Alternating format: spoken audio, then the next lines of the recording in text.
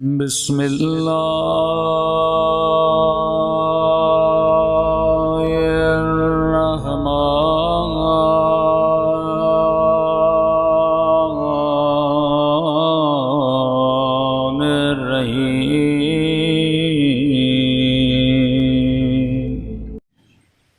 तो हर बंदा जब मरेगा वो गुनहगार होकर मरेगा। अल्लाह कहेगा कल मैंने इंसान की तारीफ आपके सामने बयान की। क्या थी इंसान की तारीफ? इंसान वो है जो लामहदूद तरबियत पाने की सलाहियत रखता है। ये इंसान की डेफिनेशन है।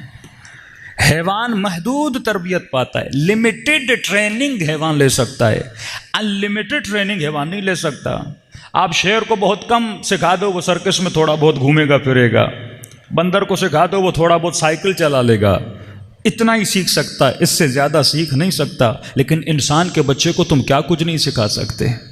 हाँ, इंसान का बच्चा इंजीनियर बनता है, डॉक्टर बनता है, लामहदूद तरबियत पाने की सलाहियत। अब इसे कौन सी तरबियत हासिल करनी है? दुनिया में उलूम तो बहुत हैं। मासूम फरमाते हैं वो तरबियत हासिल कर जिसके ज़रिए से तू परवरदिगार आलम के करीब हो जाए। वो उलूम हासिल न करना सिर्फ जिसके ज़रिए से तुझे माल मिलता है। वो इल्म हासिल करना जो काबिल मुनाफ़ा हो, अवाम के लिए भी, तेरी ज़ात के लिए भी, और परवरदिगार आलम उसके नतीजे में तुझे क्या अता करे? अजर भी अता करे। अगर इल्म गैर नाफ़े अता करेगा, मसलन पहले अपनी तरबियत कर, उसके बाद इल्म हासिल कर। मैंने मिसाल दी, छोटा सा गिलास है, अगर गिलास साफ़ नहीं होगा जो भी पानी इसमें आएगा नजिस हो जाएगा। ये जो बदन अल्लाह ने आपको दिया है ये ज़र्फ़ है, इसके अंदर जो चीज़ गई है वो रूह है। अब इस ज़र्फ़ में जो कुछ तुम ले रहे हो, किन चीज़ों के ज़रिए ले रहे हो? आँखों के ज़रिए तस्वीरें तुम्हारे वजूद में जा रही हैं, कानों के ज़रिए आवाज़ें तुम्हारे वजूद में जा रही हैं, जब किताब पढ़ते हो इल्म तुम्हारे वजूद में जा रहा है, जब तकरीरें सुनते हो इल्म तुम्हारे वजूद में जा रहा है, जब खाना खाते हो पेट में, ये फिज़िकल चीज़ें तुम्हारे वजूद में जा रही हैं। जो अनफिज़िकल चीज़ें हैं ये उलूम हैं, ये आवाज़ें हैं। अब आवाज़ें सुनने के बाद तुम्हारे वजूद में फीलिंग पैदा होती हैं। उलूम हासिल करने के बाद तुम्हारे वजूद में जज्बात बनते रहते हैं। यानी अगर किसी जवान के जहन में गलत फिक्र आ गई, जो फिक्र इब्न साद के जहन में थी, जो फिक्र शिमर के जहन में थी, जो फिक्र इब्न मुलजिम के जहन में थी, वो कौन सी फिक्र थी? उसके जहन में फिक्र ये थी, अगर रे की हुकूमत मिल गई तो मैं कामयाब हो जाऊंगा, अगर मैं तेहरान का बादशाह बन गया तो मैं कामयाब हो जाऊंगा। अब इसी फिक्र को अचीव करने के लिए वो कातिल हुसैन बना। शिमर की फिक्र क्या थी? अगर हुसैन को मार दिया मुझे मकाम मिलेगा। इसी फिक्र को हासिल करने में वो जनाब सकीना पे जुल्म करता था।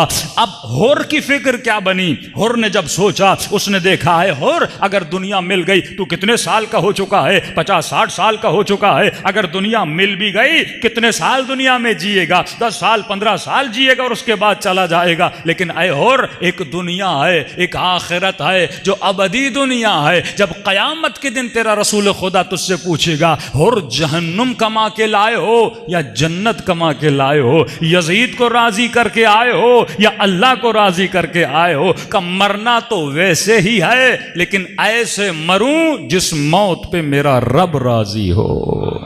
फिक्र बदली तो इंसान के एक्शन बदल गए। फिक्र का ताल्लुक आपके आज़ा और जवारे से है।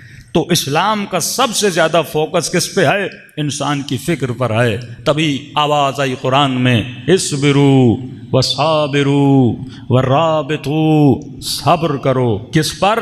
वाजिबात पर, मुहर्रमात पर।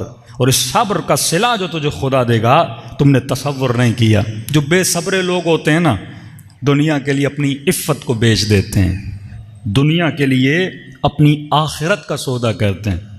कहते मौलाना हमने तौबा कर ली। भाई तुमने किया क्यों ऐसा काम? मौला फरमाते गुनाह की निजासत वो है, अल्लाह माफ़ तो कर देता है। मजलिस इमाम हुसैन में आओगे अल्लाह माफ़ कर देगा, लेकिन इसकी निजासत हमेशा के लिए बाकी रह जाती है। इसका धब्बा जो तुम्हारे रूह पे लगा है वो हमेशा बाकी रह जाता है।